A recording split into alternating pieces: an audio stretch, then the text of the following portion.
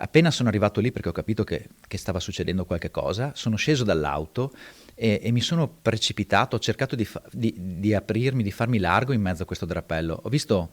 Io non ho visto la paura, ho visto il terrore negli occhi di una ragazza, tutto il trucco colato sul viso, le lacrime e un'altra ragazza che viene erroneamente definita coetanea, perché qui non sono coetanee, sono più grandi di loro, che le teneva un braccio sul collo e con l'altro le tirava i capelli. Questa è la scena che gli si è parata davanti appena arrivato nel parcheggio del centro commerciale. Il racconto è del papà intervenuto sabato pomeriggio all'Ipercity di Albignasego per salvare la figlia tredicenne picchiata da un branco di bulle. Lui e la moglie a loro volta sono stati aggrediti e minacciati.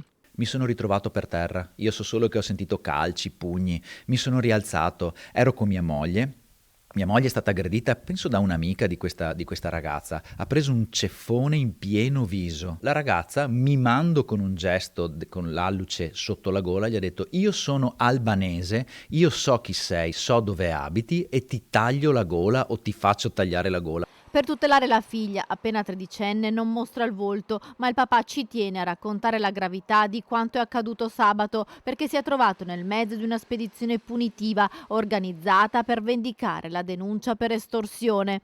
E cosa ancora più grave, a guardare quell'aggressione c'erano una cinquantina di ragazzi, spettatori inermi di una violenza senza scrupoli. Erano lì a guardare, nessuno ha chiamato aiuto. Questa non è una rissa. Questa non è una rissa che è comunque sbagliatissima, che non esiste, dove i ragazzi decidono. Questo era un'aggressione fatta da ragazze più grandi di 2-3 anni, 5 e altri 30 ragazzi contro 3 ragazze indifese. Questa si chiama aggressione.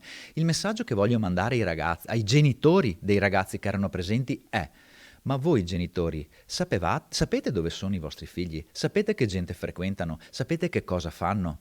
Perché io ritengo che essere genitori è la cosa più difficile del mondo. Essere genitori non vuol dire fare figli, vuol dire seguire i figli, vuol dire educarli.